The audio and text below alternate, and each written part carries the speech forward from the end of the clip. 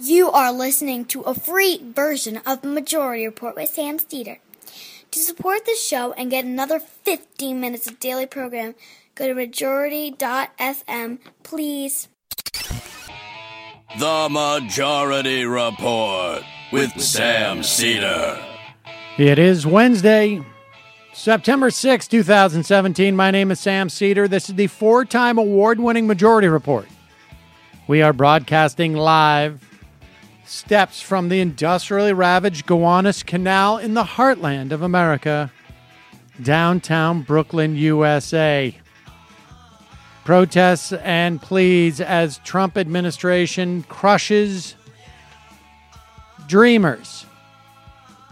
Hurricane Harvey may end up saving us from a debt ceiling crisis.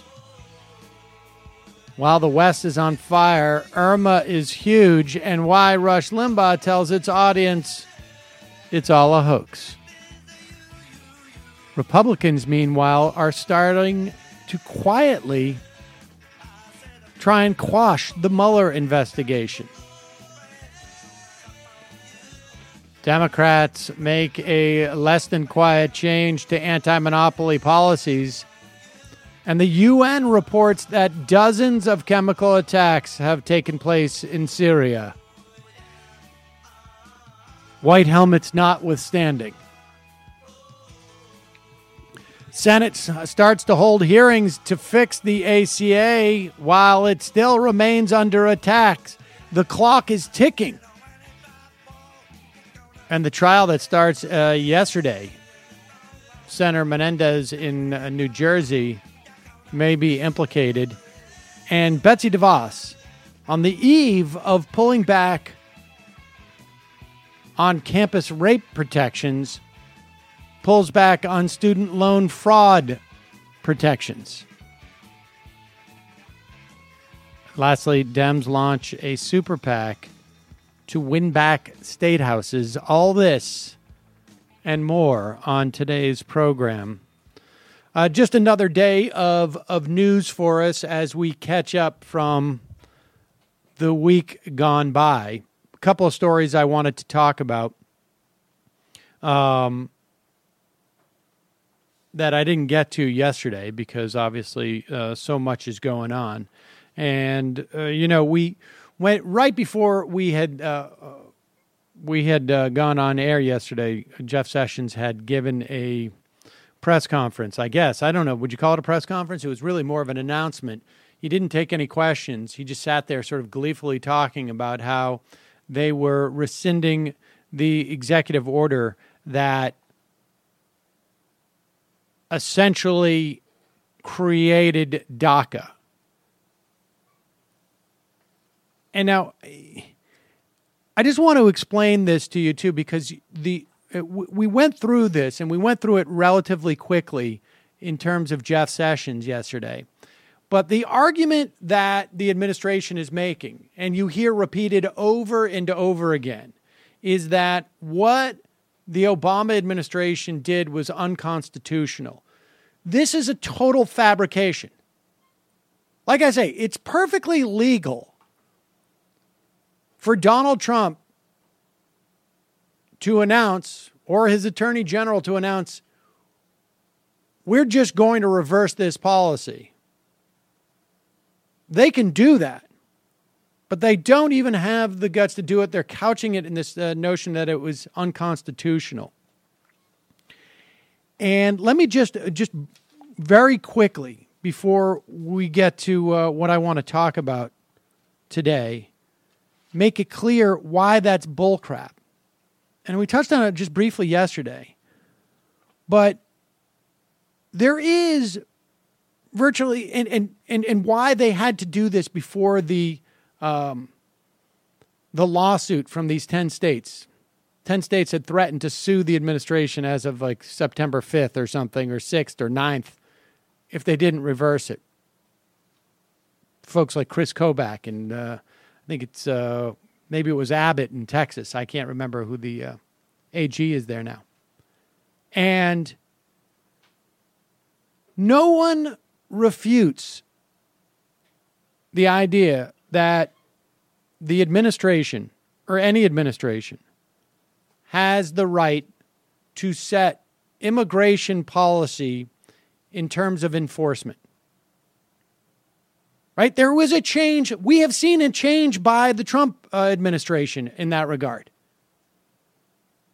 They no longer prioritize gang members over mothers who have been here for 25 years and have had committed no crimes. They've made that change.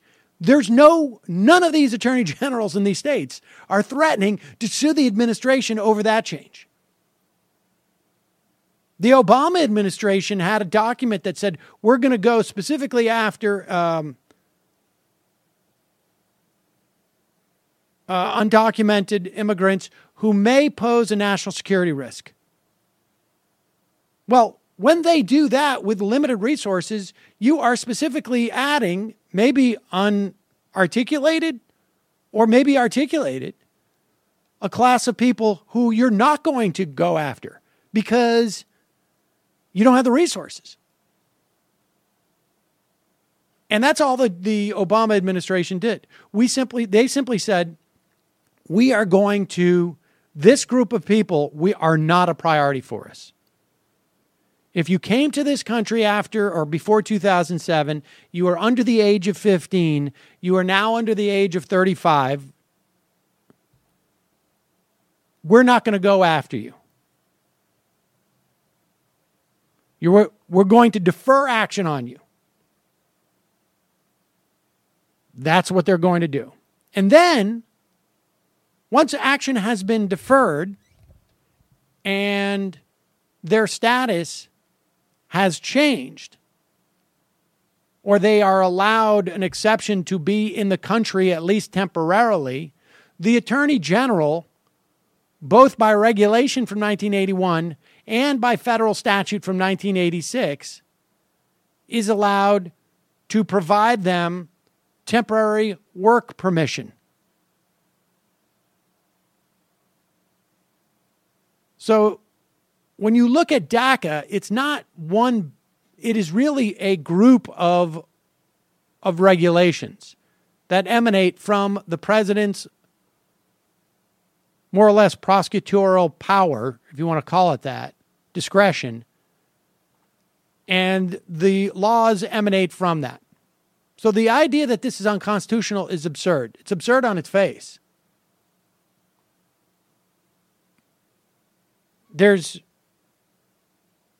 It's not only not unconstitutional, it's not contrary to statute.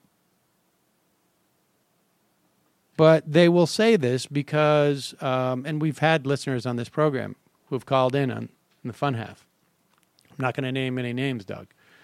But claiming to be constitutional conservatives. And so the administration knows they can just say the word Constitution and it gets people to jump. It's really a substitute for white supremacy, more often than not. So I just want to make that absolutely clear. And then there were other lies that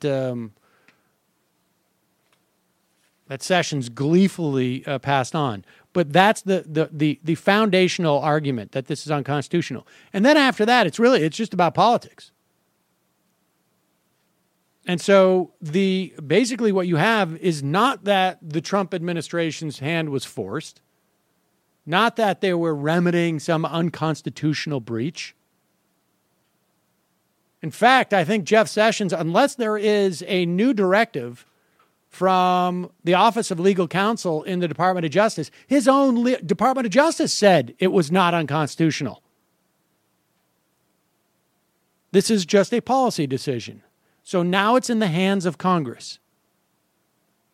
And what will Congress do? Well, here is Morning Joe. It had nothing to do with getting us here. Right. As a member of Newt Gingrich's Reagan Revolution crew. Contract with America. Was that a friendly document towards immigrant communities? Or I would say nothing in terms of espousing. I mean, I'm old enough to remember Scarborough's Country. That was the name. They of his show. literally don't even know that was his first the name show. of his show on MSNBC. And I got news for you. It was slightly different than the country he lives in now, where 3 of the primetime shows are not him and Pat Buchanan and Jerry Nachman, but instead the highest rated shows on cable television, which are liberal leaning. That's how old I am. So I'm old. And here he is, Joe Scarborough, just shocked that somehow today's Republican Party, I mean, I don't know where he was in 2005 when Karl Rove thought this was the way that the Republicans were going to get the majority, so they were pushing for immigration reform, and the Republican Party just lost it. The idea that they would do, in fact, this entire movement was as much about immigration as anything else. But here he seems to be completely shocked that Paul Ryan can't find the votes. That's the problem, Congressman. They do not have the votes. They need a president to help them get the votes. They can't do it on their own. They don't have it. You don't think they have the votes? No, on nothing. Oh my God! On DACA, you don't think they've got 51 votes? Only if they in the House, they'd have to get a lot of Democratic votes. They're going to get. You don't think they're going to get? They're going to get every Democratic vote. Yeah, but they're going to get every Democratic vote. Democrats are going to ask for something in return. Well, then you know what you do? You give it to them. You give it to them. You know why? Because that's how our founding fathers saw the Constitution of the United States. There's give and take. Casey. There's Casey. Every Democrat would vote for this. This is not rocket science. You start with 48 votes in the United States Senate for Dreamer legislation. I can already name you 4 senators that are on board there. You start with every member of Nancy Pelosi's caucus. This is not hard. Yeah, but, for Paul Ryan and Mitch McConnell, they'd still rather be with the president than with Nancy Pelosi or Chuck Schumer. It's as simple as that. Well, but if they're not, listen, if they're not smart enough to be able to pass this and say, I'm not with Nancy Pelosi, I'm with 75% of the American people, then they really don't deserve to be in their position. They should just go into a dark basement in Janesville and tweet for the rest of their life. This is not hard. Yeah. Apparently it is a lot harder for the Republicans. Can't imagine where that came from. It's amazing how much Donald Trump has changed, isn't it, over the past? He used to be on the joke. He was in on the joke. He would say things like Mexicans are rapists with sort of a Don Wrinkles twinkle in his eye. Yeah, and he used to end all of his bits with, we all need to love each other. That's right. That's right. His racism and misogyny always came with a wink. Right. Now, not so much. It's the way sort of Stern would play on stereotypes, but really was kind of subtly undermining them. That was what Trump used to do in his earlier work. Indeed. So, folks, as announced on this program yesterday, this is Kelly's final week. And, of course, then she took 2 days off. And she's coming back on Friday for her final day. It's in style. Yeah. I mean, that's the way you do it.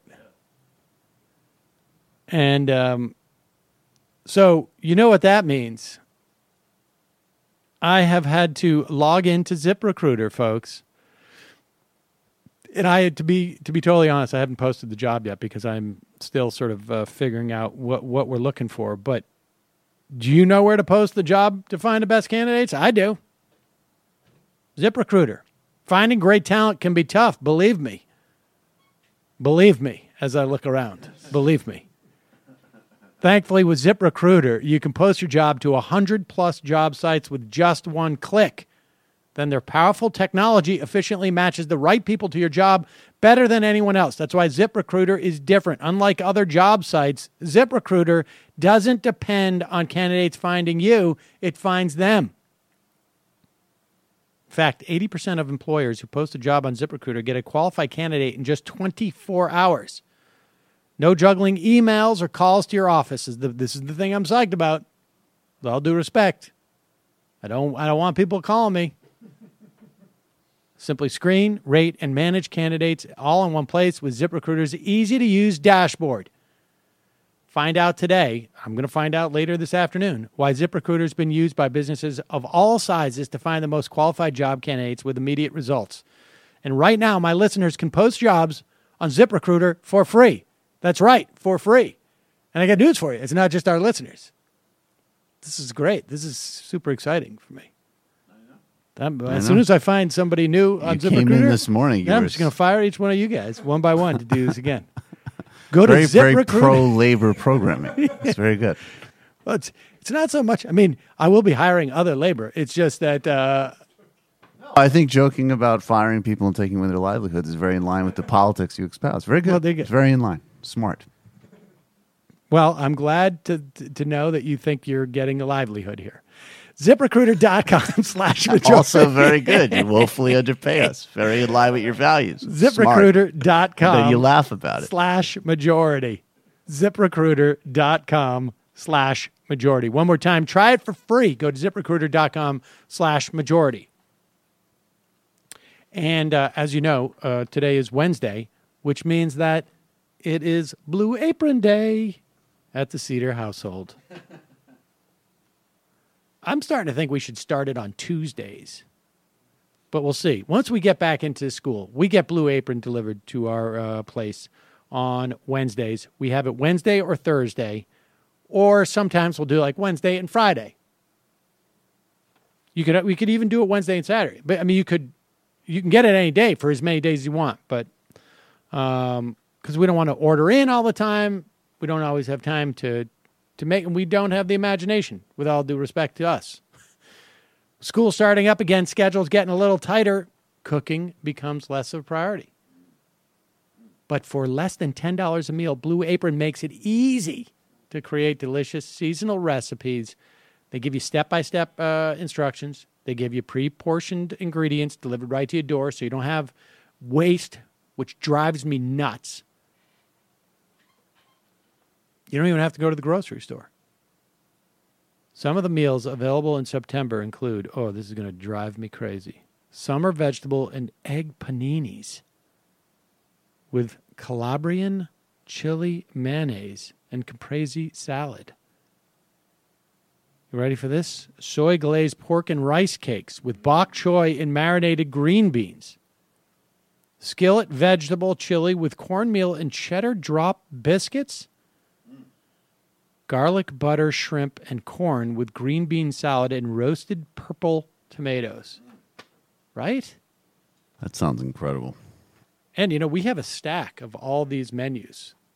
I mean, not menus, recipes. Oh, really? You create your own recipe book. I wonder what would happen if I was actually to market that as just like the Majority Report recipe book.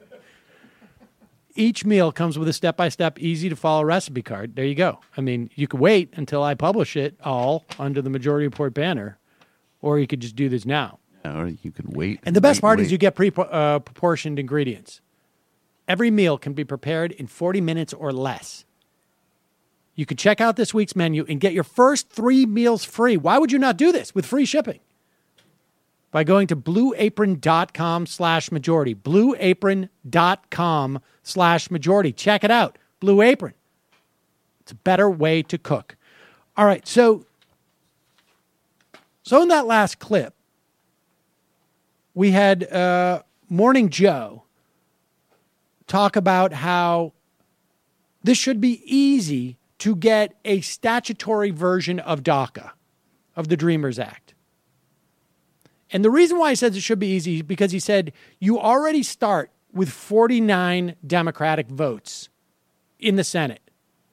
And you have, whatever it is, the entire Democratic caucus. What is that, 214 votes in the House.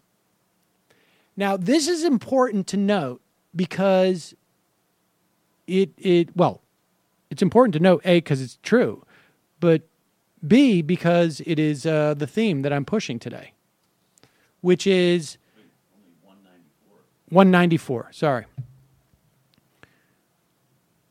And all you need is, 214 or 216 to get the majority. 214 to get the majority. So you need about 20 Republicans. But the fact that you have a completely unified Democratic caucus on this question of DACA is super significant because it indicates I don't want to say dramatic, but a definitive change in the Democratic Party.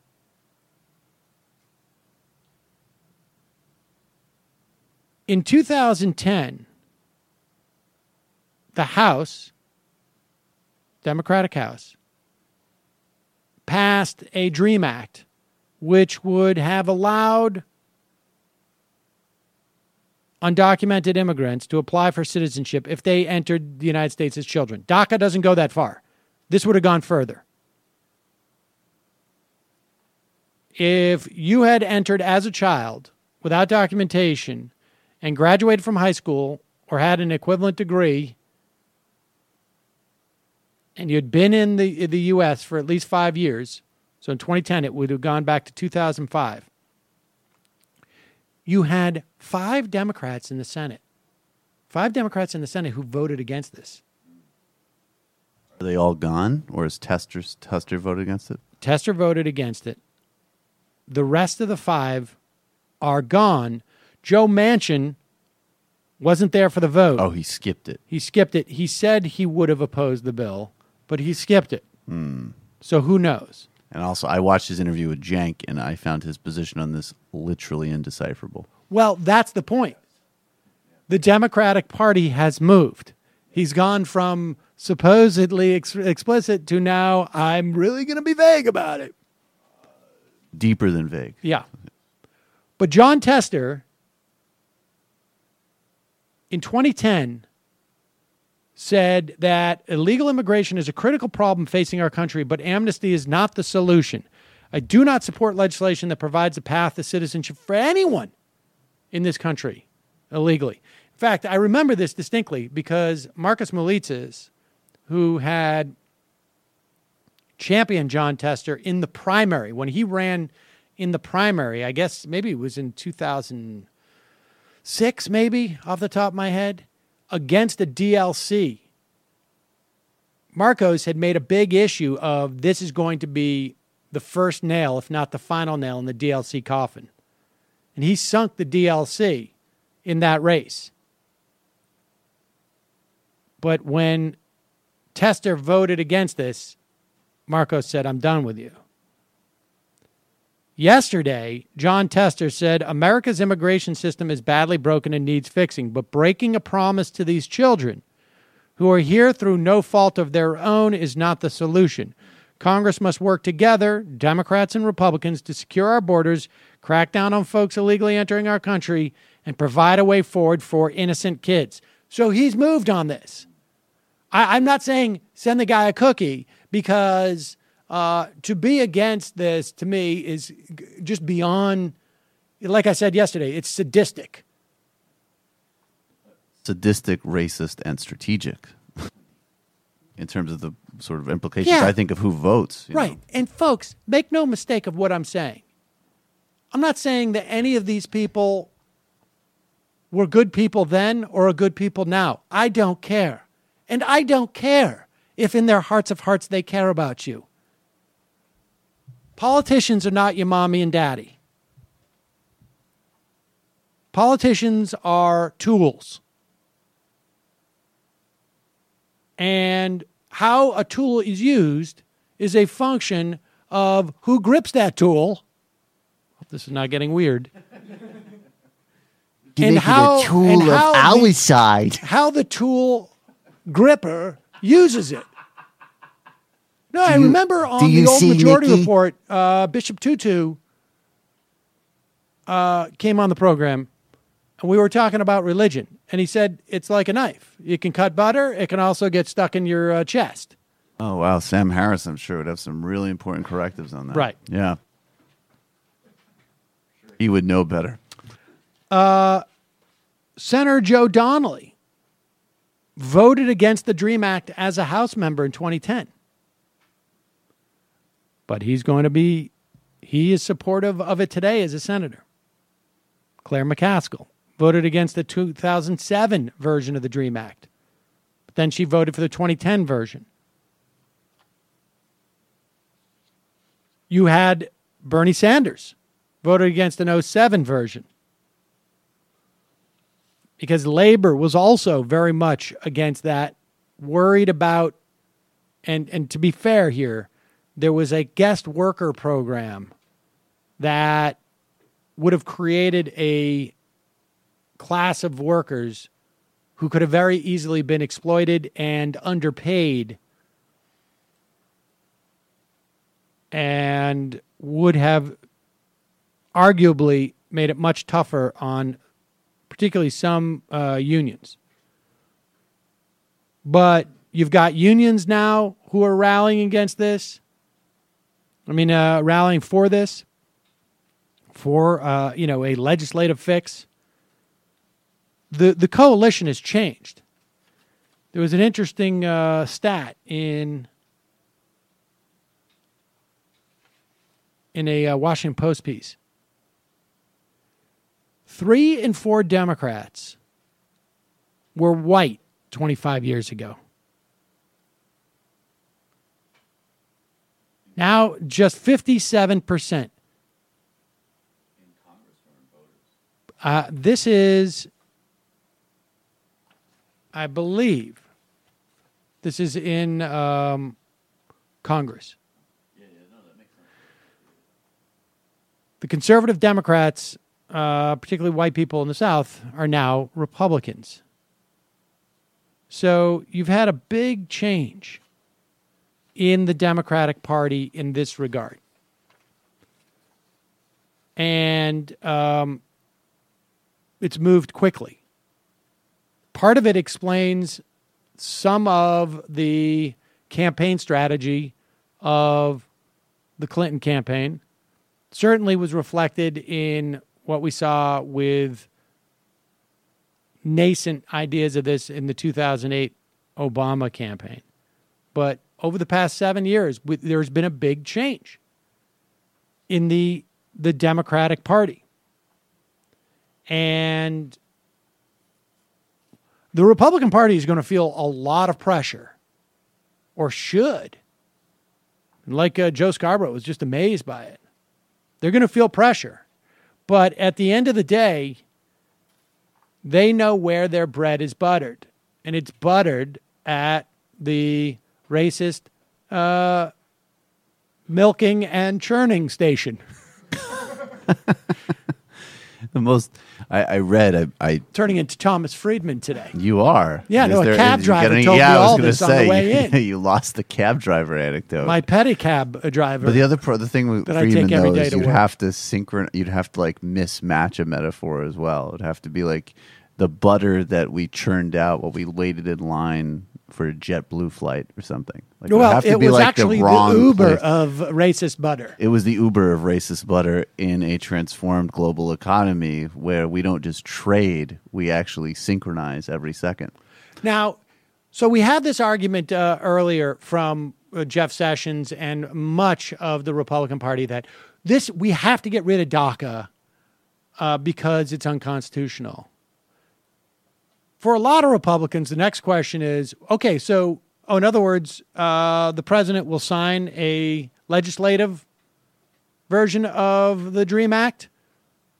A Republican lawmaker, you'll vote for a statutory DREAM Act? Oh, no, actually, we won't. We were just saying the unconstitutional thing, so we didn't have to address the fact that we're full-on bigots. To his credit, Steve King, who I think probably takes a certain amount of pride in his bigotry, at least has come up with something more creative. Don't you understand that while it is sadistic and cruel to take people who grew up in this country, many of them not even realizing maybe that they were undocumented? You think it's cruel because you're a normal human being, but when you're Steve King and your mind operates like a computerized chess game, you're seeing that what might be sadistic to these people is actually benevolent to the rest of the world. Here he is on Breitbart Radio.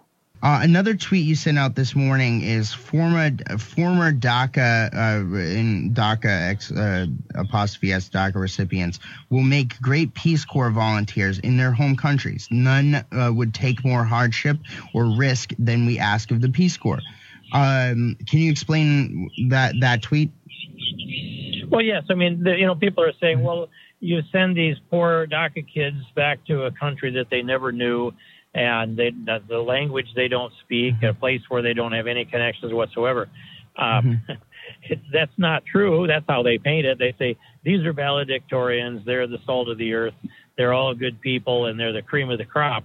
And some of them do fit that category, but there's a lot of them that don't. I'm sure some of them are nice. So I'm making this point that if we shut off the DACA program, and there are 800,000 of them in the United States today, they would deploy, and I use that word that way, back to their home territories most likely.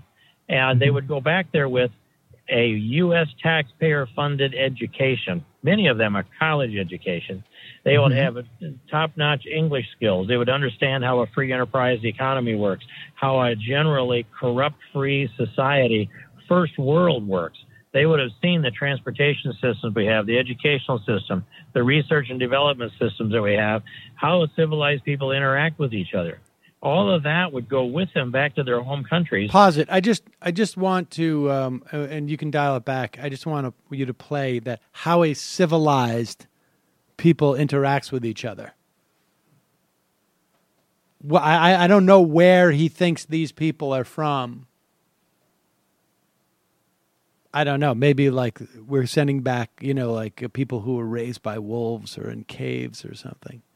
But how a civilized people interact with each other. Incidentally, and of course the irony is we're taking these people and deporting them out of the country because that's the civilized thing to do. But here we go. U.S. taxpayer-funded education. Many of them are college education. They would have top-notch English skills. They would understand how a free enterprise economy works, how a generally corrupt-free society, first world, works. They would have seen the transportation systems we have, the educational system, the research and development systems that we have, how civilized people interact with each other. All of that would go with them back to their home countries. And wouldn't that be the best economic and cultural development, a civilizational development that, say, Mexico could ever experience? If these are their best and brightest, some of them are, but just give it to the people that advertise DACA, and what if their words are right? Send them back home again. It'll have far more impact than you'll get out of Peace Corps volunteers. Well, I mean, if that's really the agenda, let's just send randomly the graduating class of, let's say, all the Ivy League schools. 1, 2, 3, 4. I think we already basically have. Those actually are the people that run places like Mexico, which is why they have so many problems. But I get your point. Send them back.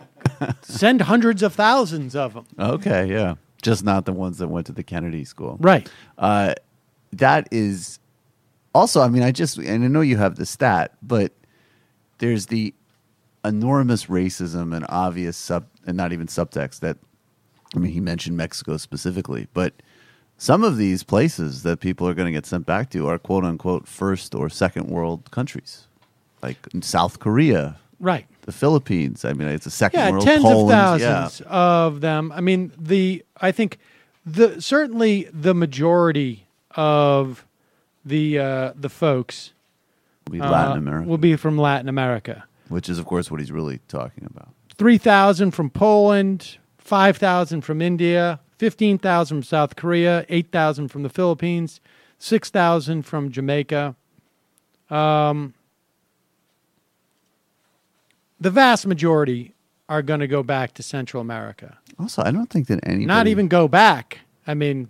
Well, I guess go back, but, you're talking about after a long time. But, I mean, he doesn't, the idea, I mean, just how depraved and psychotic to justify this stuff, it really is just stunning. He's a racist sociopath, but I think that I understand the obvious reason why we pick examples when we talk about something like DACA of somebody who is say, a valedictorian or has done everything right. But at some point, like I actually think, yeah, there's a bigger point. Like you shouldn't have to be an extraordinary achiever for this program to cover you. And I actually think it's interesting that in his despicable way, he's identifying a weakness with those sort of arguments that we identify like this extraordinary, exceptional example, when really it's like, hey, maybe he's just a normal kid who got some B's and some C's, and maybe he's like,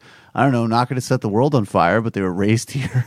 They're a good person, and it's disgusting to send them back to a place they don't know. It's a human rights abuse, regardless of who they are and how they did in school. I mean, I understand rhetorically why this is done. Yeah, and I think, yesterday we got a call from Ron Reagan, who's an immigration lawyer, who doesn't like even the framing of were brought here by no fault of their own. Right. As if their parents who are responding to the fact that economic opportunity has been swallowed up in Central America, or they're afraid of getting murdered in the murder capital of the world. All due to our policies in many respects. Yes, of NAFTA, where an ear of corn in Mexico grown in Mexico is twice as expensive as one that is grown in the United States. I mean, all of those things, or even as if it's really that bad of an issue, like they're coming here to do something wrong. They're infecting us by their presence. All of those framings are problematic. They're infecting us by their presence. Right. That's what they're saying. Of course. What did Hayes? Let me just add, and I would add too that, you see statistics like 1/3 less likely to commit crimes than native-born Americans. 92% employed, which is a pretty impressive number for when you talk about average age of 26. Right. All of this, yes, these things are cited as some way of basically trying to convince bigots that your bigotry is irrational. I don't know if that works, frankly. I think what it does is it increases the self-righteousness of, folks like, the Joe Scarboroughs of the world. And it makes it a little bit easier maybe to create a narrative. So there's probably rhetorical value in it. But yes, largely speaking, but I think it's like everything else. It's the whole kind of means testing culture. It undermines the broader argument that everybody just should have basic guarantees and rights. And we see this with Muslim Americans too, who are like, yeah, exactly. They fought in the, this guy, was in the military. He's earned his American citizenship. Well, no, if you're Muslim and you're an American citizen, you don't have to earn your citizenship any more than anybody else does, because nobody does. Right. Yeah. I think also I liked that what Hayes tweeted the other day, which is he said that if you've ever driven under the influence of anything, you've committed a more dangerous illegal action than anybody who crossed the border. Drugs, and not illegal drugs, but if you've bought drugs from Canada, if you're a senior citizen and you have gotten drugs from Canada via the internet, you have committed a more serious crime. Right. Much more serious. It's a civil violation to enter into this country without documentation. And the vast majority, particularly of this subset of immigrants, only came in once, which means that they didn't, if you get deported and come back, it becomes a more, I don't know that it's a felony, but it becomes more criminal. Did you know that when Joe Scarborough was in Congress, he introduced a bill to eliminate the United States' relationship with the UN? There would be a transitionary period, and then we wouldn't do things with the UN anymore.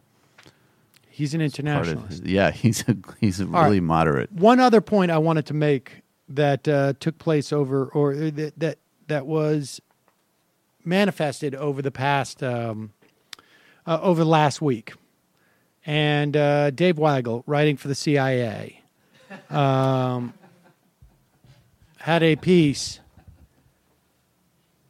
that about what's happening in the Democratic Party over the issue of antitrust, or as he calls it, anti-monopoly.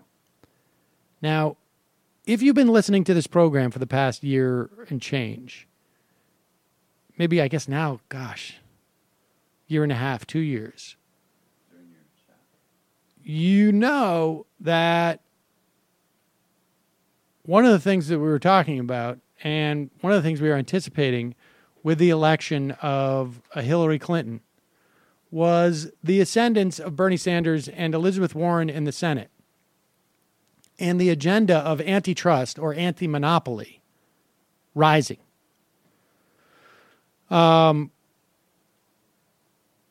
We've had a number of guests since the election. One was before. Barry Lynn was two were before. actually before.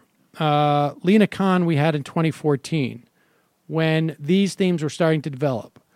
There was an initiative at the, is it New America Foundation? New America Foundation.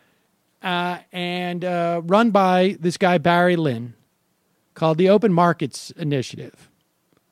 And we had Barry Lynn on in October, the last week of October, in anticipation of this big push by folks within the Democratic Party to push for a return to the antitrust positions that we had during much of the 20th century, which was that large corporations, when they get too large, when they create monopolies, are fundamentally anti-democratic.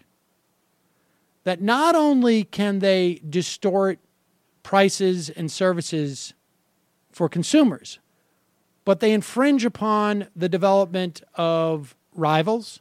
They infringe upon the freedoms that we have in a society. That they are toxic to a democracy in a multitude of ways. In the late 70s, early 80s, the Chicago School, Chicago University, University of Chicago, School of Thought, led by Robert Bork, pushed that monopolies are only bad and we should exercise antitrust law only as a function of consumer welfare. So in other words, if a huge company can provide cheaper prices than two smaller companies, or three smaller companies, or four smaller companies, or five smaller companies, then we should not restrict it with antitrust laws.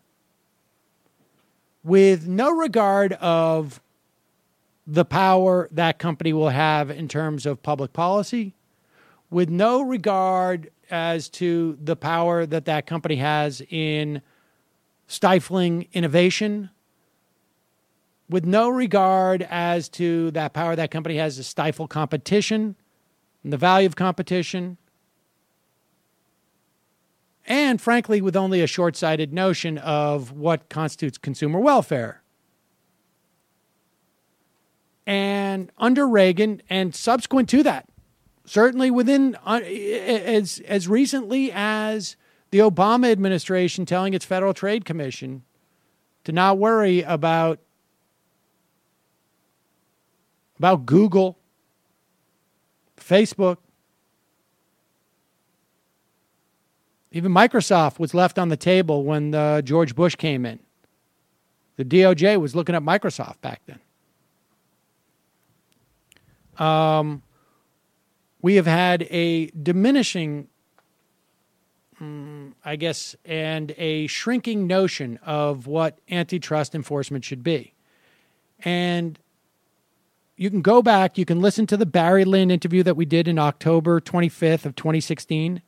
You can search for, if you are, particularly if you're a member and you're on the app, or if you're using our app, you can look for Lena Khan back in 2014. Not directly having to do with antitrust, but basically taking on the issue of Amazon. You can listen to, in June of this year, K. Sabeel Rahman, Democracy Against Domination. Similarly, about antitrust and anti-monopoly. You can listen to Matt Stoller in July of this past year. And all of this blew out into the open over the week we were off when Barry Lynn was fired and Open Markets was jettisoned from the New America Foundation. Now, look, there's a lot of controversy around this narrative. But broadly speaking, it appears that because New America Foundation got most of its funding, huge amount of its funding, from Eric Schmidt of Google, it created internal tensions over the years. And as open markets and this idea of anti-monopoly became more and more mainstreamed into democratic ideas, in June of last year, 2016, Elizabeth Warren gave a big speech at an open markets conference. So the tension was mounting internally. And there's a lot of dynamics about think tanks that I won't bore you with. But the tension was mounting when Google was fined by the EU by, I think it was $2.6 billion. This happened a couple of months ago. Barry Lynn wrote an op-ed congratulating EU regulators. And it appears like this was the final straw. It's unclear how much pressure was there. It's unclear how much pressure you need. If you're a think tank, I mean, look, I got news for you folks. If I'm getting $25 million from, the button-down collar shirt business, it's one thing for Michael to come in dressed like he's, it's Sunday morning. He's just going outside to get the paper on his stoop, wearing his Tony slippers. Soprano tracksuit. Yeah, exactly. Yeah. But if he starts articulating that collared shirts are bad. Yeah, particularly on you. I'm just in general. I don't need to hear from the guy who's giving me $25 million to support collared shirts. I'm like, hey, dude, I'm going to expect that he's not going to like that, or she, the promoter of collared shirts. And I'm going to be like, you know what? Maybe it's time. Warren's coming to our next conference. Sorry. Cut it. Knock it off. And that's the part where you see, the power of these entities. Now, of course, Eric Schmidt doesn't have to give money to New America Foundation and whatnot, but for him, it's like he's got billions because of an outfit like Google. And so new markets, or I should say open markets, spun off. And they have launched a new project and site, Citizens Against Monopoly. And it's interesting. Like I said, Dave Weigel wrote about this and noted the change in the Democratic Party because this made it part of, the marginally better deal. The best part of that marginally better deal was the adoption of anti-monopoly rhetoric and disposition. We also saw this even in Al Franken's and others' grilling of Gorsuch during the Supreme Court fight. You're quashing the little guy.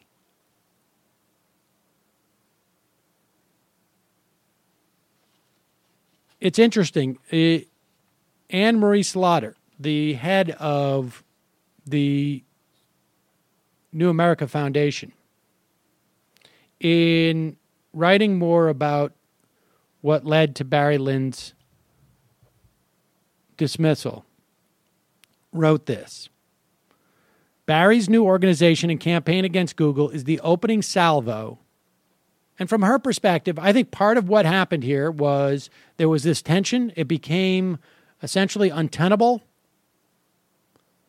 And Barry Lynn and his group used this tension as a way of moving this issue to the forefront.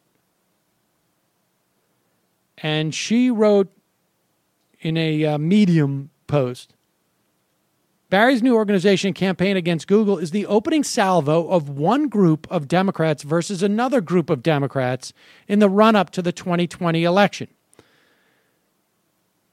I personally think the country faces far greater challenges of racism, violence, a broken political system, and geographic and partisan divisions so great that we're losing any common sense of what we stand and strive for as a country. Now, it's fascinating. There's a couple of things that's fascinating about this statement to me. All right, put aside whether or not, all the stuff with New America Foundation. What's fascinating about this is the idea that, open markets actually wrote quite a bit about the problems of monopolies and what it does in terms of black and brown-owned businesses. But the idea of a broken political system is both a function of antitrust and anti-monopoly and also provides less enforcement.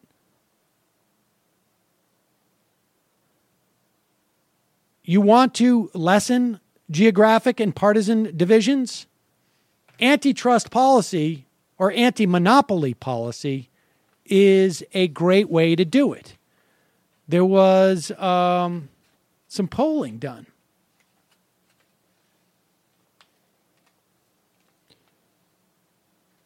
In April of 2016, Hart Research Associates conducted polling. It surveyed 1,100 voters, 341 from the decisive Rust Belt states, and found just a slim majority saying Democrats favored, quote, average Americans over large corporations and banks. The polling found corporate monopolies viewed negatively by 66% of all voters and 70% of Rust Belt voters. The words corporate monopolies. What's interesting is just 21% of Rust Belt voters, however, favored antitrust laws, which means that that's probably an antiquated phrase. But in other words, if you want to reach across partisan and geographic divides, running against corporate monopolies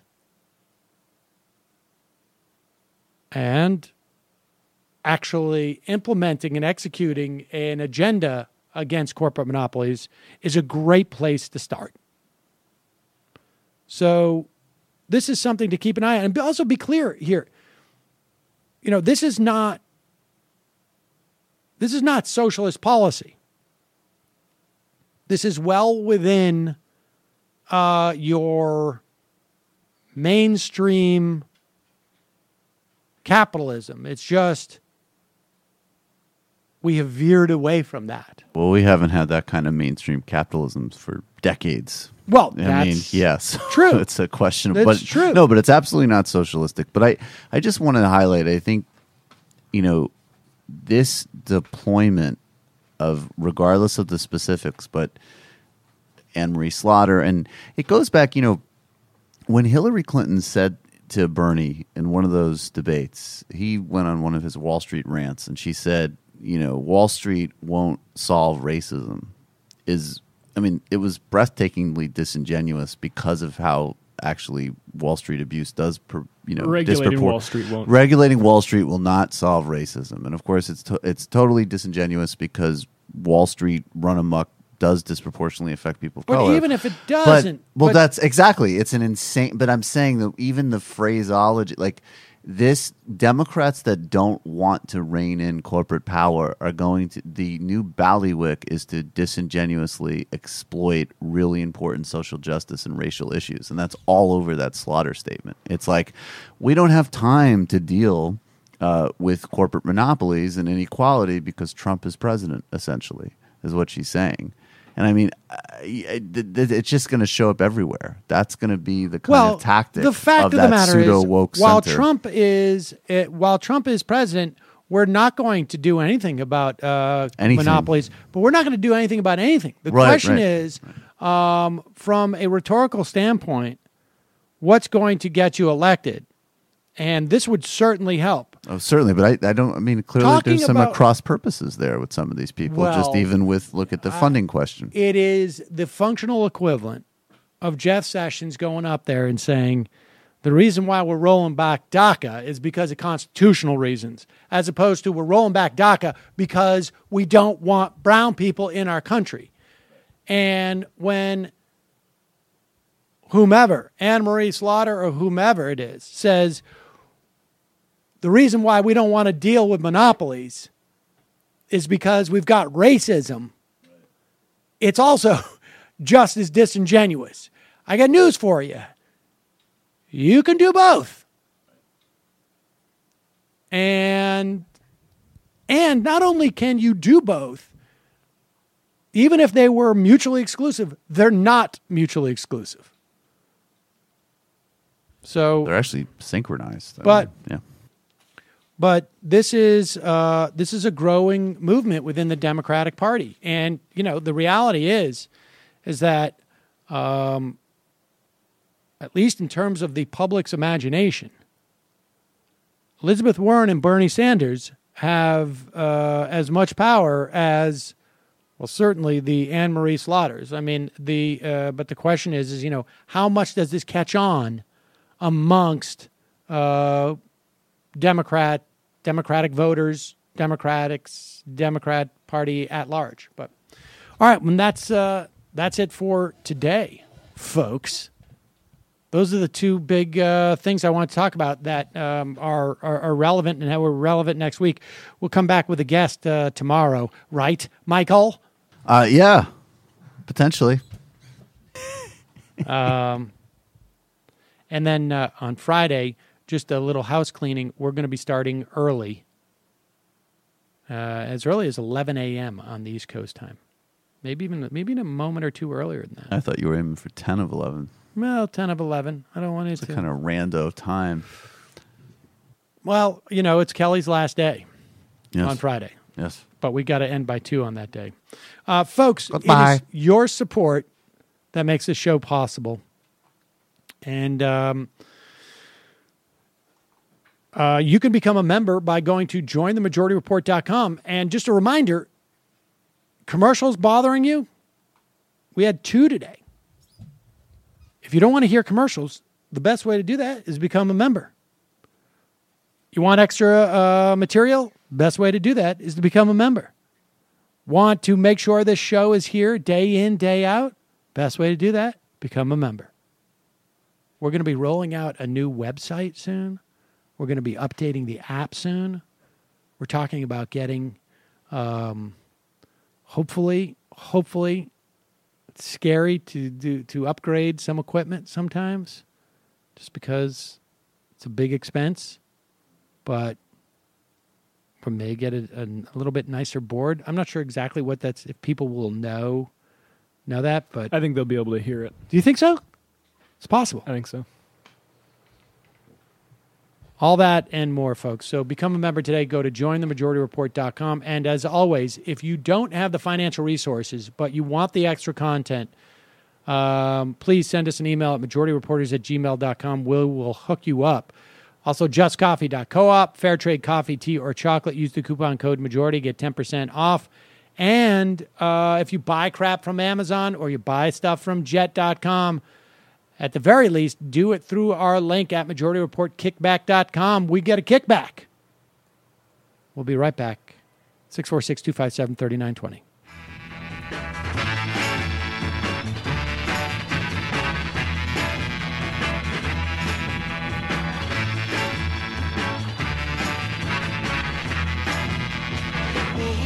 All the time, she said no, no, no, no. Like to speak my mind. She said no, no, no, no. And I know her time's not free. She didn't waste none on me. Situation sad. She said no, no.